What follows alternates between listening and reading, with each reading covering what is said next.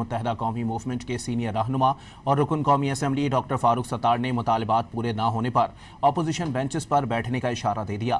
کراچی میں press conference سے خطاب میں ایم کیو ایم کو گورنرشپ واپس کرنے کا مطالبہ کر دیا۔ پاکستان پیپلز پارٹی سے صوبائی حکومت سے، صوبائی وڈیروں اور جاگیرداروں سے، سندھ کے صوبائی وڈیروں اور جاگیرداروں سے اور پاکستان پارٹی کے جو کرتا دھرتا ہیں اور اس میں صدر آصف علی زرداری بھی ہیں، گورنرشپ ایم کیو ایم کو واپس دینی ہے۔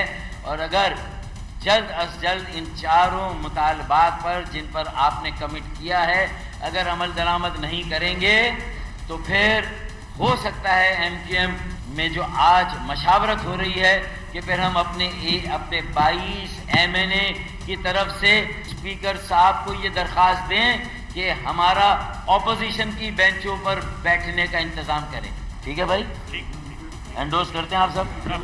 انڈورس کرتے ہیں بھائی صاحب؟ تو پھر 22 سیٹیں جو ہیں ایم کیو ایم کی وہ پھر اپوزیشن کی بینچوں پر بیٹھے گی۔ یہ آج ہمارا مطالبہ ہے۔